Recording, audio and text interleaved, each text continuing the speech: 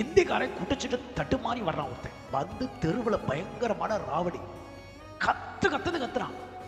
நான் ஐயோ என்னப்பா இந்த தம்பி இந்திக்கு தம்பி மாதிரி தெரியுதே, இது எதுக்கு இப்படி கத்துது இந்த தம்பி அப்படின்னு பேசிட்டு இருக்கேன். இவனை கூப்பிட்டு போறதுக்கு ஒரு ஆள் கூட வந்தான். நடு ரோட்ல நின்று ராவடி பண்ணான் பாருங்களா. நாங்க தூரமா நின்று பார்த்துக்கிட்டு இருக்கிறோம். ஐயோ காரை மறிக்கிறான், வண்டியை குறுக்க காட்டுறான், எல்லாம் பண்றானே, ஏன் இப்படி பண்றான்னு கேட்டுக்கிட்டே இருக்க, கத்திக்கிட்டே இருக்க. தம்பி ஓரம் பண்றேன். ரெண்டு பேர் இப்படி போயிட்டான். மூணாவது ஆள் வந்தவன் இறங்கி நின்று குடிச்சவனை விட்டுட்டான். கூட வந்தவன் பாருங்க, தெளிவா இருந்தான் பாருங்க. தெளிவா இருந்தவன 4 அப்புனா பாருங்க.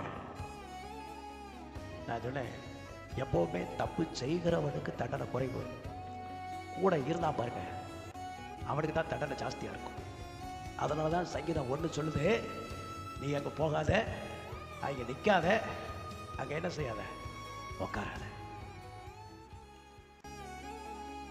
எதையாவது ஒன்று செஞ்சு போட்டு சும்மாதான் வந்தேன், நான் சும்மாதான் அங்க நின்றுகிட்டு இருந்தேன். ஒரு கப்பை வாங்கி வாயில ஊத்தி விட்டானுங்க. வாய் ஓவாய் தானே, வாய் ஏன் வாய் தானே. என்னை வந்து கண்ட்ரோல் எல்லாம் பிடிச்சு இழுத்து கையை காலை கட்டியா இழுத்து ஊத்தி விட்டாங்க.